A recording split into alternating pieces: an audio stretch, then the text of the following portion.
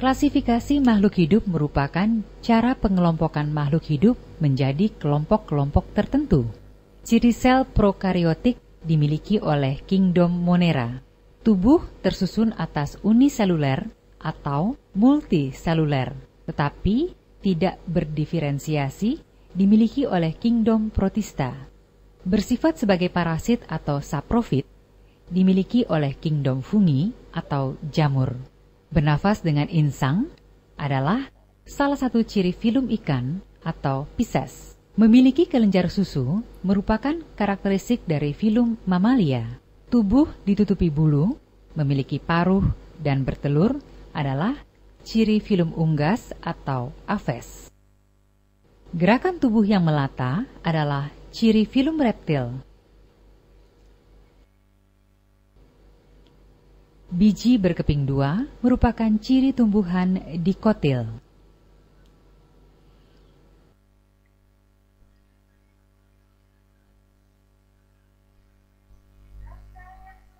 Biji berkeping satu merupakan ciri tumbuhan monokotil. Jadi, makhluk hidup dapat dikelompokkan atau diklasifikasikan berdasarkan kesamaan ciri-cirinya.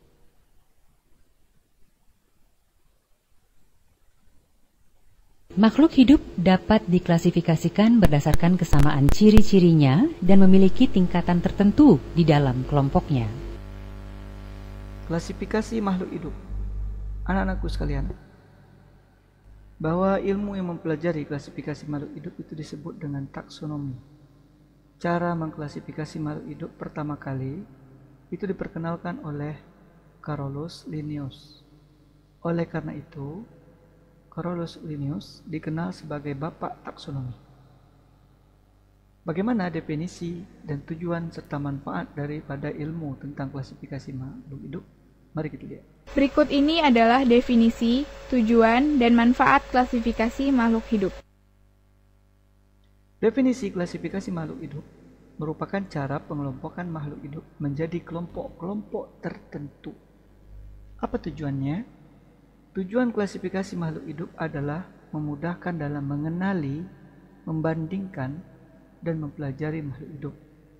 Dan manfaat klasifikasi makhluk hidup adalah memudahkan dalam mempelajari organisme yang beraneka ragam, serta dapat melihat hubungan kekerabatan antara makhluk hidup yang satu dengan yang lain.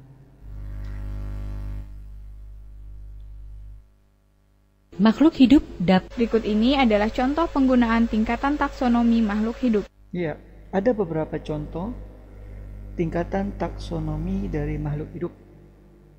Yang pertama ada dikenal dengan nama kingdom, itu kerajaan, phylum itu hewan atau divisio itu khusus untuk tumbuhan. Kemudian ada klasis, kelas, ordo, bangsa, familia itu suku, genus itu marga, spesies itu jenis. Sebagai contoh adalah penggunaan tingkat takson untuk tumbuh-tumbuhan. Contoh untuk taksonomi tumbuhan. Kerajaannya atau dikenal dengan nama kingdom itu plantae. Divisi itu Magnoliophyta. Kelas Magnoliophysidae. Ordo Rafflesiales. Family Rafflesiaceae. Genus Rafflesia. Spesiesnya Rafflesia arnoldi. Ini sebagai contoh penggunaan takson. Ya, kita lanjutkan. Begitu juga untuk nama penggunaan takson untuk hewan. Kalau ke hewan, kerajaannya itu dikenal dengan nama kerajaan Animalia.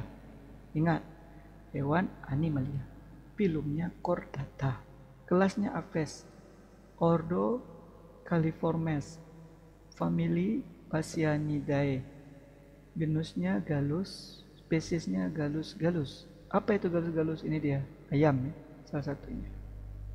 Lanjut.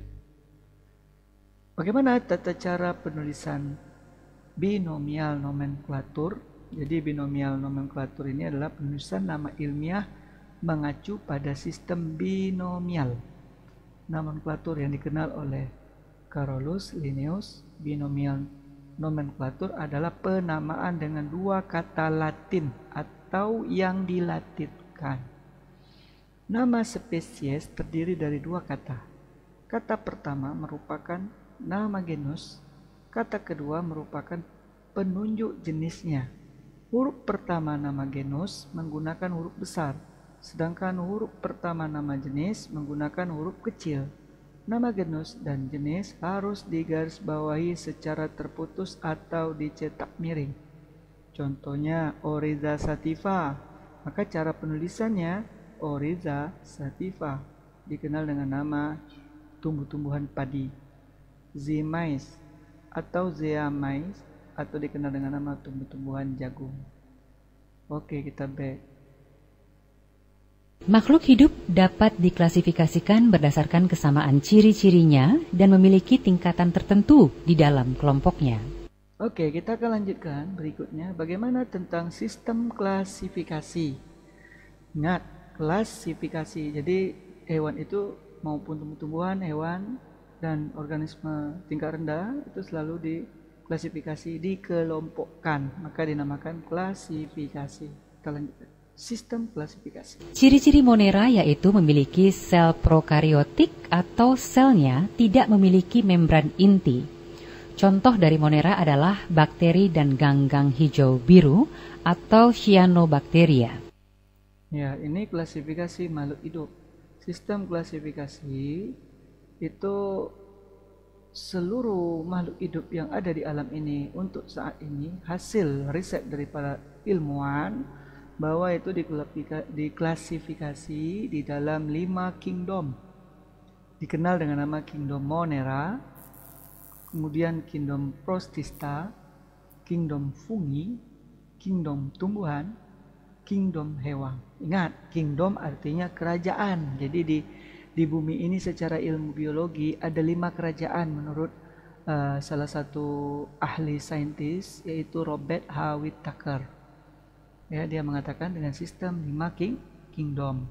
Untuk memperdalamkan lagi sistem kingdom ini, anak-anak nanti bisa di tingkat atas, tingkat pendidikan SMA, nanti akan diperdalam lagi dengan materi jurusan IPA-nya. Jadi bisa lebih jelas apa itu Monera secara spesifik dan beberapa perubahan-perubahan tentang klasifikasi makhluk hidup. Oke, kita akan masuk klasifikasi yang pertama, ya. Monera. Ini Monera. Monera, ciri-cirinya yaitu organisme yang memiliki sel prokariotik. Arti sel prokariotik, selnya tidak memiliki membran inti. Sel, yang dikatakan sel dalam ilmu biologi adalah bagian yang paling kecil sekali dari makhluk hidup. Itu namanya sel. Nah, jadi sel dalam makhluk hidup, sel prokariotik, sedangkan sel untuk Monera itu disebut dia memiliki sel prokariotik, artinya selnya tidak memiliki membran inti. Contoh daripada makhluk hidup Monera adalah bakteri dan ganggang hijau biru, Cyanobacteria. Jadi dia dibagi menjadi beberapa selnya, ada yang eukariotik, artinya selnya memiliki membran inti. Ada namanya prokariotik, yaitu selnya tidak memiliki membran inti. Ini gambarannya, anak-anakku sekalian. Kita lanjut, Protista. Ciri-ciri Protista memiliki sel eukariotik atau selnya memiliki membran inti. Tubuh terdiri dari satu sel atau uniseluler atau banyak sel atau multiseluler, tetapi tidak mengalami diferensiasi. Memiliki sifat antara hewan dan tumbuhan. Beda dengan Monera. Ciri-ciri Monera yaitu memiliki sel prokariotik atau selnya tidak memiliki membran inti. Contoh dari Monera adalah bakteri dan ganggang hijau biru atau Cyanobacteria. Iya, ini contohnya. Prokariotik, sedangkan eukariotik itu umumnya adalah ciri-ciri Protista memiliki sel eukariotik atau selnya memiliki membran inti. Tubuh terdiri dari satu sel atau uniseluler atau banyak sel atau multiseluler, tetapi tidak mengalami diferensiasi. Memiliki sifat antara hewan dan tumbuhan. Kita lanjutkan. Kerajaan yang ketiga atau kingdom yang ketiga yaitu dikenal dengan nama Fungi. Ciri-ciri jamur yaitu memiliki sel eukariotik atau selnya memiliki membran inti, tidak dapat membuat makanan sendiri atau heterotrof, bersifat parasit atau saprofit yaitu menyerap zat organik dari lingkungannya. Contoh jamur yaitu jamur kuping, jamur merang. Iya. Ini dia beberapa contoh jamurnya.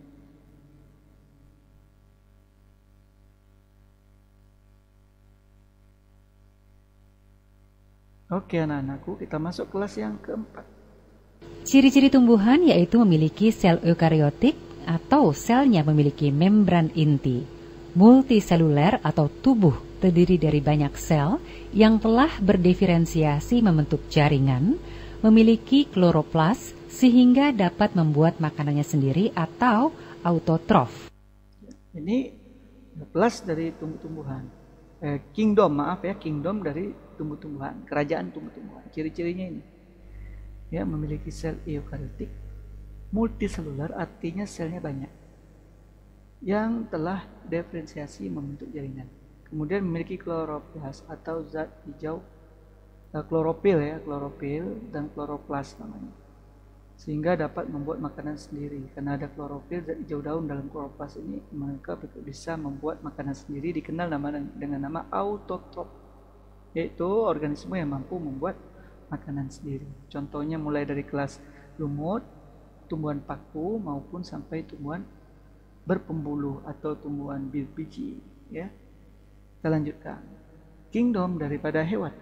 Ciri-ciri hewan yaitu memiliki sel eukariotik atau selnya memiliki membran inti, multiseluler, tubuh terdiri dari banyak sel, dan telah berdiferensiasi membentuk jaringan, tidak dapat membuat makanan sendiri atau heterotrof. Iya, hewan ini dibagi menjadi dua kelas besar, yaitu dia adalah hewan yang dibagi menjadi hewan bertulang belakang. Satu hewan bertulang belakang, vertebrata. Yang dua dikenal hewan avertebrata. Sedangkan hewan avertebrata dibagi lagi menjadi 9 bagian. Sedangkan vertebrata itu dibagi menjadi 5 bagian. Kita akan bahas satu persatu. Bagian pertama, hewan vertebrata. Ingat, vertebrata artinya apa? Hewan yang memiliki atau bertulang belakang. Yang pertama kita masuk ikan. Pada umumnya ikan memiliki ciri tubuhnya yang berskeleton, tulang keras, terbungkus oleh kulit yang bersisik, berbentuk seperti torpedo atau streamline, ya, sehingga mempermudah dan mempercepat gerakan di dalam air. Bisa berenang dengan siripnya, bernapas dengan insangnya, dan bermacam-macam spesies hidup dalam air tawar atau air laut. Jadi ada ikan air tawar, ada ikan air laut, dan juga ada ikan air payau. Ya, ingat anak-anak. Ini kelas untuk vertebrata, yaitu ikan. Ya. Kemudian kita masuk reptil. Pada umumnya anggota reptil memiliki kulit yang mengandung sisik dari bahan tanduk, memiliki ekor yang panjang dan kuat, bergerak dengan tungkai atau perut. Contohnya yang bergerak dengan perut adalah ular. Bernapas dengan paru-paru dan bermacam-macam spesies hidup, sebagian besar di darat, namun ada juga yang berhabitat di air. Kita lanjutkan lagi, amfibi. Amfibi atau dikenal dengan hewan yang mampu hidup di dua alam seperti kodok, ya. Ya, ini dia contoh. Kemudian ada aves atau unggas. Ini adalah jenis burung bersayap, kemudian ditubuhi bulu-bulu di sekitar tubuhnya, ya. Kemudian adalah yang kelima, mamalia. Ini mamalia atau dikenal dengan nama hewan yang menyusui. Oke anak-anakku, kita lanjut kelas yang berikutnya. Vertebrata sudah. Vertebrata, apa itu? Yang pertama, bagian kelompok yang pertama vertebrata adalah yang dikenal dengan nama porifera. Ya, hewan yang memiliki pori-pori. Ya, porifera. Kemudian coelenterata. Ini jenis ubur-ubur. Ada Platelmintes, ya, ini Platelmintes, ya. Kemudian Nematelmintes, jenis cacing-cacing, ya, Annelida.